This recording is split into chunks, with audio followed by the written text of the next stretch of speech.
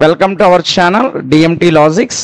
ఈరోజు క్లాస్లో మనం డిగ్రీ సెకండ్ సెమిస్టర్లో ఇంగ్లీష్లో 5th యూనిట్లో ఉన్నటువంటి ఇంపార్టెంట్ క్వశ్చన్స్ అదేవిధంగా గ్రామర్ టాపిక్ చూద్దాం. సో యూనిట్ నేమ్ వచ్చేసి యాన్ ఆస్ట్రాలజర్స్ డే, ఒక జ్యోతిష్కుడి రోజు. దీన్ని రాశీపురం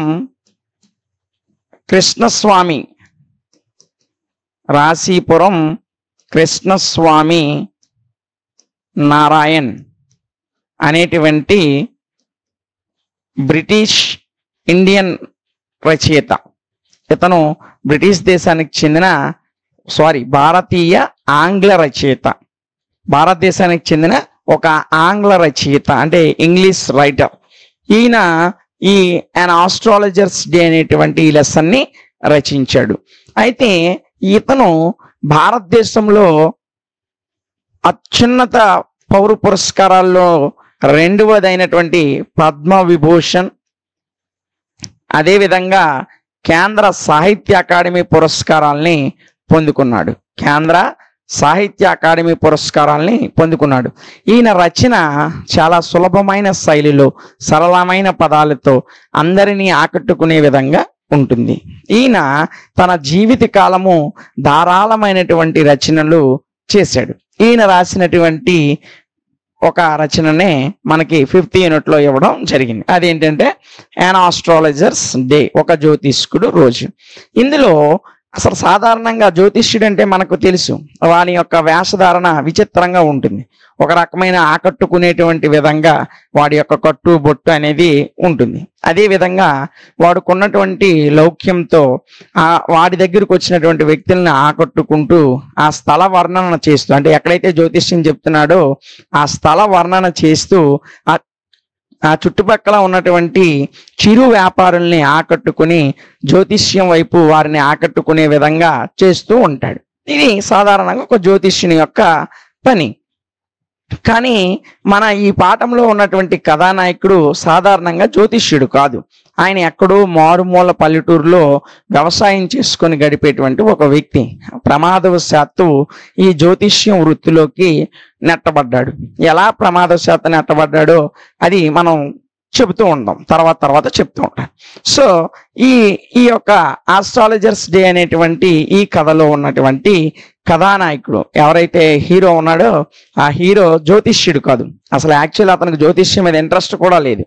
కానీ ఆయన కొంత ప్రమాదవశాత్తు, అనుకోని ఒక ప్రమాదం వలన జ్యోతిష్యుడిగా మారాల్సి వచ్చింది.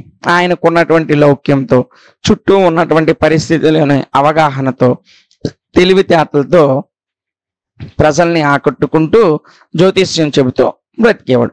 ఒకరోజు ఆయన ఇక మోటా ముళ్ళు సర్దుకొని ఇంటికి వెళ్ళిపోదామని నిశ్చయించుకుంటాడు. అలా నిశ్చయించుకొని వెళ్తూ ఉండగా దారిలో ఒక వ్యక్తి ఎదురవుతాడు. అతను జ్యోతిష్యం చెబుతానని ఇతను మన హీరో చెప్తాడు. సో సరే చెప్పమని అతను చెప్తాడు. కానీ ఆ అవతల వ్యక్తి చాలా ఆవేశపరుడు. ఎంత ఆవేశపరుడు అంటే, నువ్వు కరెక్ట్గా చెప్పకపోతే నేను ఇచ్చిన డబ్బులకు నాకు రెట్టింపు ఇవ్వాలి అన్నంత ఆవేశపరుడు. ఇతనికి చాలా చిక్కొచ్చి పడింది. చెప్తానన్నాడు కానీ అతను చాలా ఆవేశంగా ఉన్నాడు. తప్పు చెబితే ఎక్స్ట్రా డబ్బులు, రెట్టింపు డబ్బులు ఇమ్మంటాడు. 100 ఇస్తే 200 ఇమ్మంటున్నాడు. ఏం చెయ్యాలా అనుకుని అతనితో వాదోపవాదాలు జరిపాడు. ఇక చివరికి ₹1 జ్యోతిష్యానికి ఒప్పందం కుదురుతుంది. సరే ₹1 ఇస్తాను చెప్పు అని అతను అంటాడు. ఇతను జ్యోతిష్యం ప్రారంభించబోతూ ఉండగా ఆ వచ్చిన వ్యక్తి అగ్గిపుల్ల వెలిగించి సిగరెట్ కాల్చుకుంటాడు. ఆ వెలుతురులో మన హీరో ఆ వ్యక్తి ముఖాన్ని చూస్తాడు.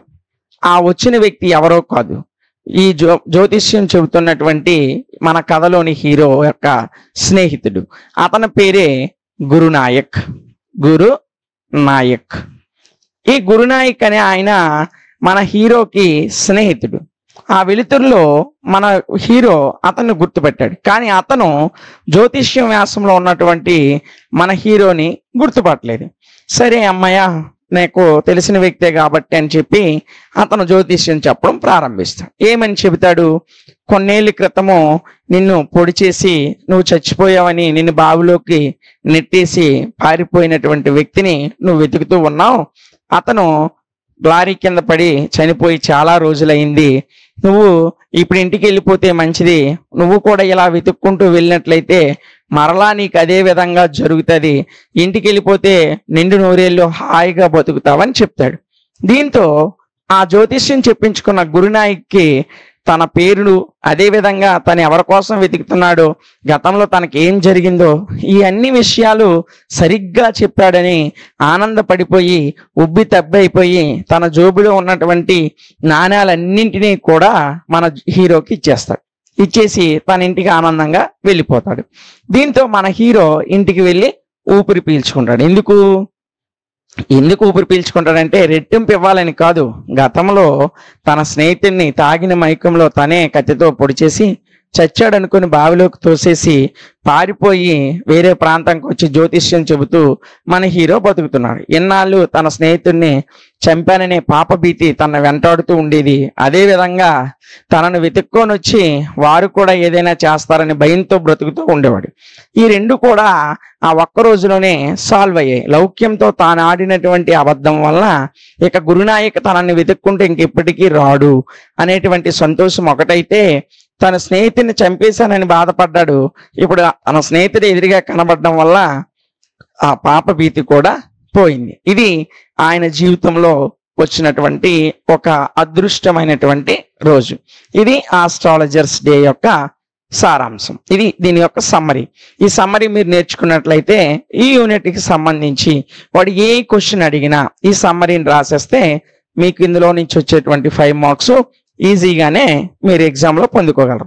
ఆస్ట్రాలజర్స్ డే అంటే ఏమీ లేదు, మన కథానాయకుడు వ్యవసాయదారుడు తన స్నేహితుడిని పొడి చేసి పారిపోయి పట్నం వెళ్ళి జ్యోతిష్యం చెప్పుకొని బ్రతుకుతూ ఉంటాడు. ఇంతలో తనని వెతుక్కుంటూ తన స్నేహితుడు ఒకరోజు వస్తాడు. చీకట్లో అగ్గిపుల్ల వెలుతుల్లో స్నేహితుడిని గుర్తిస్తాడు. స్నేహితుడిని వెతుకుతున్నవాడు చచ్చిపోయాడని చెప్పి అతనికి చెప్పడం వల్ల అతని ఇంటికి వెళ్ళిపోతాడు.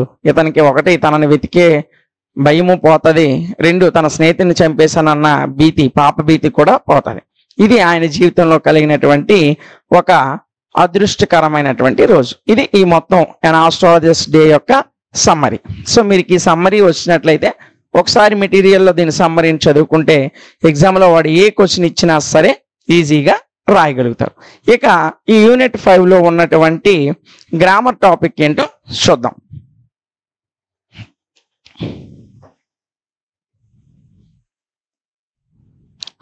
చూడండి, గ్రామర్ టాపిక్ లో యూనిట్ 5లో గ్రామర్ టాపిక్ వచ్చేసి షో ద శాంపుల్ రెజ్యూమ్. మీకు ఏదైనా ఒక రెజ్యూమ్ అడుగుతాడు 5 మార్క్స్ కి.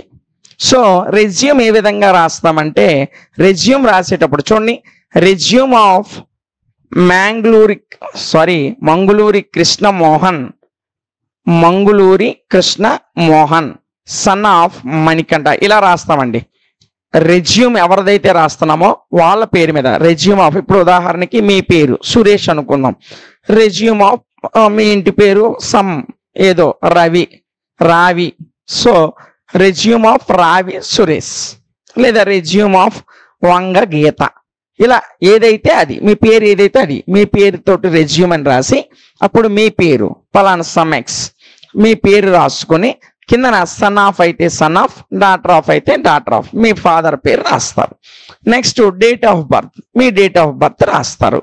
నెక్స్ట్ మీ యొక్క చూడండి, ఇది మీ ఏరియా యొక్క అడ్రస్, అదేవిధంగా ఇది మీ వీధి, మీ ప్రాంతం, మీ యొక్క జిల్లా, మీ యొక్క రాష్ట్రం, మీ పిన్ కోడ్, అదేవిధంగా మీ మొబైల్ నెంబరు, అదేవిధంగా మీ ఈమెయిల్ ఐడి. ఈ విధంగా రెజ్యూమ్ రాసేటప్పుడు మీరు ఈ ఆర్డర్ని ఫాలో అవుతారు. చూడండి, రెజ్యూమ్ అంటే ఇంకేమీ లేదు, రెజ్యూమ్ రాసేటప్పుడు మీ పేరు ముందు రెజ్యూమ్ ఆఫ్ మీ పేరు రాసి దాని కింద స్టెప్ బై స్టెప్ మీ పేరు, మీ ఫాదర్ పేరు, మీ డేట్ ఆఫ్ బర్త్, మీ full address with pin code, ఆ తర్వాత మీ మొబైల్ నెంబరు, మీ యొక్క ఈమెయిల్ ఐడి, ఈ విధమైనటువంటి సమాచారాన్ని రెజ్యూమ్లో రాస్తారు. ఇంకా చూడండి, ఈ రెజ్యూమ్లో ఆబ్జెక్టివ్, సో దేనికైతే రాస్తున్నారో అది ఆబ్జెక్టివ్ అవుతుంది. So A position in information technology that welcomes innovative creations, దేని పర్పస్ మీద అయితే మీరు రెజ్యూమ్ రాస్తున్నారో ఆ పర్పస్ని ఇక్కడ ఆబ్జెక్టివ్ ప్లేస్లో రాస్తారు. దేనికోసం రాస్తే అది, ఏ పోస్ట్ కోసం అయితే ఆ పోస్ట్. ఎక్స్పీరియన్స్, మీకు ఏదైనా ఎక్స్పీరియన్స్ ఉంటే ఆ ఎక్స్పీరియన్స్ని మీరు ఎక్కడ చేశారు ఏంటి అనేది ఆ ఎక్స్పీరియన్స్ రాస్తారు. ఎక్స్పీరియన్స్ రాసిన తర్వాత మీ యొక్క ఎడ్యుకేషనల్ క్వాలిఫికేషన్స్ రాస్తారు. ఈ ఎడ్యుకేషనల్ క్వాలిఫికేషన్స్లో 2016 నుంచి 20 వరకు ఇక్కడ బీటెక్ చేశామని, అలాగే 2014 నుంచి 16 వరకు ఇంటర్మీడియట్ చేశామని, 2013-14 మీ 10th క్లాస్ కంప్లీట్ అయింది. మీ ఎడ్యుకేషన్ క్వాలిఫికేషన్ ఏదైతే అది ఆ పోస్ట్కి సంబంధించినటువంటి ఎడ్యుకేషనల్ క్వాలిఫికేషన్ ఏ యొక్క పీరియడ్లో ఏం చేశారు, డిగ్రీ ఎప్పుడు చేశారు, ఇంటర్ ఎప్పుడు చేశారు, 10th ఎప్పుడు చేశారు, లేదా ఇంజనీరింగ్ ఎప్పుడు చేశారు, ఇంటర్ ఎప్పుడు చేశారు, 10th ఎప్పుడు చేశారు అనేది ఎడ్యుకేషనల్ క్వాలిఫికేషన్ ఇయర్ ఆఫ్ పాసింగ్తో ఈ విధంగా రాస్తారు. ఇది రెజ్యూమ్ రాసేటువంటి విధానం. చూడండి, ఇంకా మీకు అదనంగా ఏవైనా సరే టెక్నికల్ స్కిల్స్ ఉంటే ఆ టెక్నికల్ స్కిల్స్ని మీ ఎడ్యుకేషనల్ క్వాలిఫికేషన్స్ తర్వాత రాస్తారు. ఇక లాంగ్వేజెస్ నోన్, మీకు ఎన్ని లాంగ్వేజెస్ తెలుసో అన్ని లాంగ్వేజెస్ని ఈ టెక్నికల్ స్కిల్స్ తర్వాత లాంగ్వేజ్ నోన్ దగ్గర మీకు ఎన్ని లాంగ్వేజెస్ వస్తే అన్ని లాంగ్వేజెస్ని రాస్తారు. దాని తర్వాత చివరిలో మీరు ఎక్కడి నుండి రాస్తున్నారు దాని ప్లేసు, ఏ తేదీన ఈ రెజ్యూమ్ రాస్తున్నారో ఆ డేటు రాసి చివరిలో మీ యొక్క సిగ్నేచర్ అనేది పెడతారు. ఇది రెజ్యూమ్ రాసి ఏదైనా పోస్ట్కి అప్లై చేసేటప్పుడు కానీ ఏదైనా పోస్ట్కి ఇచ్చేటప్పుడు మీ రెజ్యూము ఈ విధంగా ఉండాలి. మరొకసారి చూడండి, సింపుల్గా రెజ్యూమ్ రాసేటప్పుడు మీ ఏ పేరుతోటైతే రాస్తున్నారో రెజ్యూమ్ ఆఫ్ అని చెప్పి మీ పేరు రాయాలి. మరలా కిందన మీ పేరు, మీ ఫాదర్ పేరు, మీ డేట్ ఆఫ్ బర్త్, మీ యొక్క ఏరియా, మీరు ఏ ఏరియాలో ఉంటే మీ అడ్రస్ విత్ పిన్ కోడ్తో సహా రాసి కిందన మీ మొబైల్ నెంబరు, మీ ఈమెయిల్ ఐడి రాస్తారు. ఇది ముందు ఇంట్రడక్షన్ పార్ట్. తర్వాత మీ యొక్క ఆబ్జెక్టివ్, అంటే మీరు ఏ పర్పస్ మీద రెజ్యూమ్ రాస్తున్నారు, ఏ పోస్ట్ కొరకు రాస్తున్నారో అది ఆబ్జెక్టివ్ ప్లేస్లో రాస్తారు. తర్వాత ఆ పోస్టుకు సంబంధించి మీకు ఏమైనా ప్రీవియస్ ఎక్స్పీరియన్స్ ఉంటే ఆ ప్రీవియస్ ఎక్స్పీరియన్స్ రాస్తారు. రాసిన తర్వాత దాని కింద ఆ పోస్టుకు సంబంధించినటువంటి ఎడ్యుకేషనల్ క్వాలిఫికేషన్స్, విద్యా అర్హతలు ఏవైతే ఉన్నాయో వాటిని పై స్థాయి నుంచి కింద స్థాయి వరకు, అంటే హైయెస్ట్ క్వాలిఫికేషన్ నుంచి లోయెస్ట్ క్వాలిఫికేషన్కి ఆర్డర్ వైజ్గా రాస్తారు. ఇక్కడ ఇది ఐటీ సొల్యూషన్ సంబంధించిన పోస్ట్ కాబట్టి engineering, intermediate, SSC 10th class qualifications year of పాసింగ్తో ఏ ఇయర్ పీరియడ్లో చదివారో దాంతో సహా రాస్తాం. ఇక చివరిలో మీకు ఏవైనా టెక్నికల్ స్కిల్స్, ఆ పోస్టుకు సంబంధించిన టెక్నికల్ స్కిల్స్ ఉంటే ఆ టెక్నికల్ స్కిల్స్ అనేవి రాస్తారు. ఇక తర్వాత చివరగా మీకు ఎన్ని భాషలు వచ్చో ఆ భాషల్ని టెక్నికల్ స్కిల్స్ తర్వాత రాసి మీరు ఎక్కడి నుండి రాస్తున్నారో మీ ప్లేసు, ఏ రోజు రెజ్యూమ్ రాస్తున్నారో ఆ డేటు వేసి చివరిలో సిగ్నేచర్ని పెట్టాలి. ఇది రెజ్యూమ్ రాసేటువంటి విధానం. అర్థమవుతుంది కదా నాన్న? ఇంకా నెక్స్ట్ టాపిక్ చూసినట్లయితే చూడండి, ఇదిగండి, add 3 more examples of CVs and resume each. రెజ్యూమ్కి సివిస్కి ఇలా 3 ఎగ్జాంపుల్స్ అడిగాడు. ఇలా అడుగుతాడు, సివిస్కి సంబంధించి ఎగ్జాంపుల్ కానీ రెజ్యూమ్కి సంబంధించిన ఎగ్జాంపుల్ కానీ. ఇందులో మొదట చూడండి, for a place of creative content developer for a web magazine. చూడండి, వెబ్ మ్యాగజైన్లో క్రియేటివ్ కంటెంట్ డెవలపర్ పోస్ట్ కొరకు సివి కానీ రెజ్యూమ్ కానీ ఎలా రాస్తాం చూడండి.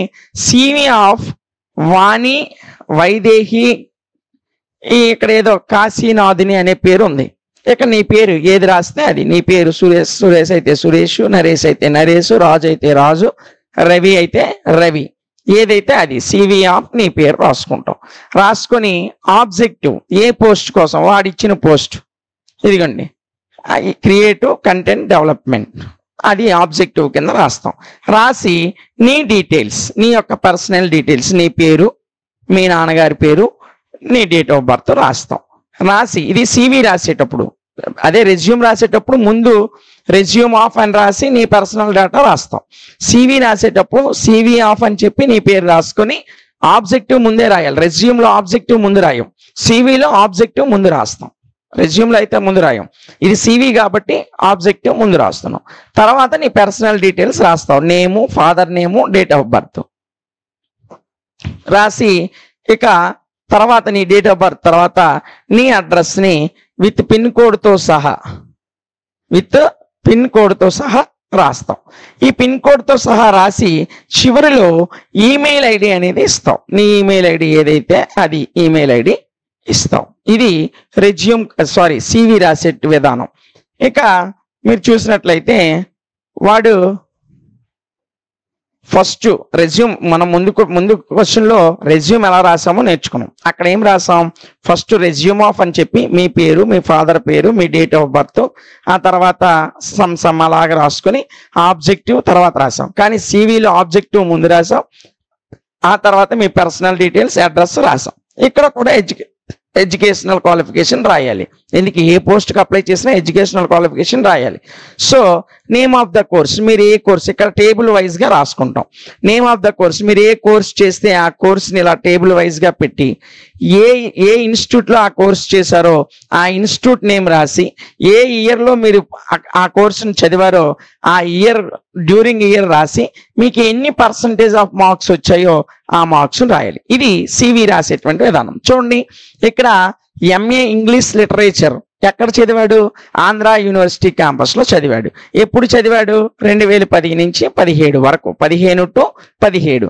ఎంత పర్సంటేజ్ మార్క్స్తో పాస్ అయ్యాడు, 63% మార్క్స్తో పాస్ అయ్యాడు. ఇలా ఎడ్యుకేషనల్ క్వాలిఫికేషన్, చదివినటువంటి ఇన్స్టిట్యూషన్, ఈ చదివినటువంటి డ్యూరింగ్ ఇయర్, వచ్చినటువంటి పాస్ పర్సంటేజ్ మార్క్స్, ఎన్ని పర్సంటేజ్ మార్క్స్ వచ్చాయో వాటి యొక్క మార్క్స్ యొక్క పర్సంటేజ్. ఇది ఎడ్యుకేషనల్ క్వాలిఫికేషన్కి సంబంధించినటువంటి టేబుల్.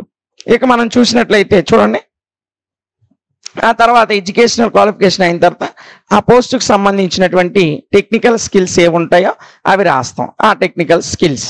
దాని తర్వాత ప్రీవియస్ ఎక్స్పీరియన్స్, వర్క్ ఎక్స్పీరియన్స్ ఏదైనా ఉంటే ఎక్కడ చేసాం, ఎన్ని సంవత్సరాలు చేసాం అనేది ఆ వర్క్ ఎక్స్పీరియన్స్ దగ్గర రాస్తాం. ఇక చివరిలో ఎన్ని లాంగ్వేజెస్ తెలుసో అన్ని లాంగ్వేజెస్ రాస్తాం. రాశాక రెఫరెన్సెస్, మనం ఎవరినైనా రెఫరెన్స్గా ఇవ్వాలి అనుకుంటే CVలో రెఫరెన్స్ రాస్తాం. రెజ్యూమ్కి అయితే రిఫరెన్స్ అవసరం లేదు, CVకి రాస్తాం. చూడండి, ఇక్కడ professor Mohan Raj, department of materials development, EFLU హైదరాబాద్లో ఈయన డిపార్ట్మెంట్ మెటీరియల్ డెవలప్మెంట్ ప్రొఫెసర్గా ఉన్నారు. అతన్ని ఒకరిని ప్రిఫరెన్స్గా పెట్టాడు. ఇంకొకరిని ఎవరిని పెట్టారు, doctor Dhanarao, editor, X cavity news provider, వైజాగ్లో ఉన్నటువంటి ఎక్స్ క్యావిటీ న్యూస్ ఎడిటర్ అయినటువంటి ధనరావు. ఈ ధనరావుని కూడా రెఫరెన్స్గా పెట్టారు. ఒక ఇద్దరిని రెఫరెన్స్గా పెట్టాడు, అంటే నేను చెప్పినవన్నీ వాస్తవాలు అని చెప్పి. ఇక డేట్ రాసి తర్వాత ప్లేస్ రాశాడు. ముందు మనం రెజ్యూమ్లో ప్లేస్ రాసి డేట్ రాసాం, CVలో ముందు డేట్ రాసి తర్వాత ప్లేస్ రాస్తాం. ఇటువైపు వచ్చేసి మీ యొక్క సిగ్నేచర్ ఏదైతే ఉందో ఆ సిగ్నేచర్ ఇక్కడ రాస్తారు. ఇది CV రాసేటువంటి విధానం. ఇది ఈ టాపిక్ సంబంధించి మరొక ముఖ్యమైనటువంటి క్వశ్చన్ చూడండి. రైట్ ఏ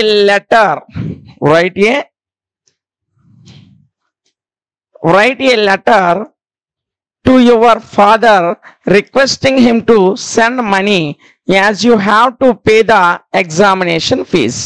ఎగ్జామినేషన్ ఫీజు కట్టడానికి మీ నాన్నని రిక్వెస్ట్ చేస్తూ లెటర్ రాయండి. ఫస్ట్ రెజ్యూమ్ నేర్చుకున్నాం, తర్వాత CV నేర్చుకున్నాం. ఇప్పుడు ఏం నేర్చుకుంటున్నాం, లెటర్ ఏ విధంగా రాయాలో నేర్చుకుంటున్నాం. చూడండి, ఇది ఫాదర్కి రాస్తున్నాం. రాసేటప్పుడు పైన 2 అడ్రస్ రాస్తాం, ఏ బ్లాక్ అయితే అది, ఎక్కడ ప్లేస్ అయితే అది. తర్వాత డేటు రాసి డియర్ ఫాదర్ మీ నాన్నకి రాసి ఏదైతే నువ్వు అడగాలనుకుంటున్నావో ఆ మ్యాటర్ మొత్తము బాడీలో రాస్తాం, లెటర్ యొక్క బాడీలో రాస్తాం. రాసి కిందని యువర్స్ లవింగ్లీ డాటర్ లేదా యువర్స్ లవింగ్లీ సన్ అని రాసి నీ యొక్క అడ్రస్ని రాస్తాం. ఇది పర్సనల్ లెటర్లో. పర్సనల్ లెటర్ అంటే మన యొక్క బంధువులకి లేదా మన తల్లిదండ్రులకి, మన యొక్క స్నేహితులకి రాసేటువంటి లెటర్స్ అన్నీ కూడా పర్సనల్ లెటర్స్. పర్సనల్ లెటర్స్లో ముందు 2 అడ్రస్ రాసాం, మీకు ఎవరికైతే రాస్తున్నావో వాళ్ళకి రాసి దేనికైతే రాస్తున్నావో ఆ బాడీలో రాస్తాం. అది రాసి చివరిలో మీ ఫ్రమ్ అడ్రస్ రాస్తారు, అంతే. ఇది పర్సనల్ లెటర్ రాసేటువంటి విధానం. ఇక చూడండి, right A cover letter for the post of an assistant professor in English. ఇందాక మనం రాసింది కవర్ లెటర్ కాదు, అది పర్సనల్ లెటర్ తండ్రికి. సో అది ఎవరైనా ఇప్పి చదవచ్చు. కానీ ఇది కవర్ లెటర్. ఎవరి కొరకు? The post of an assistant professor in English. ఇంగ్లీష్లో అసిస్టెంట్ ప్రొఫెసర్ పోస్ట్ కొరకు ఒక కవర్ లెటర్ ఏ విధంగా రాయాలి? కవర్ లెటర్ రాసేటప్పుడు ఎలా రాస్తామంటే, దీనికి ఫస్ట్ మీ టు అడ్రస్ని పైన రాసి, ఏదైతే బాడీ ఉందో ఆ బాడీ రాసి చివరన మీ ఫ్రమ్ అడ్రస్ రాస్తారు. ఇది. సో పర్సనల్ లెటర్స్లో మీరు టు అడ్రస్ ఒకవైపు, రెండు కూడా ఇదే విధంగా రాస్తాం. సో లెఫ్ట్ సైడ్ బాటంలో రాస్తాం, లెటర్ అంతా బాడీలో ఉంటుంది. సో ఈ విధంగా కవర్ లెటర్ రాస్తారు. ఇది లెటర్ రాసేటువంటి విధానం. ఇక నెక్స్ట్ క్వశ్చన్ చూసినట్లయితే, imagine that you have missed a few classes, write an email to a friend of your, share his or her notes with you. మీ ఫ్రెండ్కి లేదా మీ స్నేహితుడికి నువ్వు కొన్ని క్లాసెస్ మిస్ అయిపోయావు, దానికి సంబంధించినటువంటి నోట్స్ ఇమ్మని మీ స్నేహితుల్ని రిక్వెస్ట్ చేస్తూ ఒక ఈమెయిల్ రాయడం.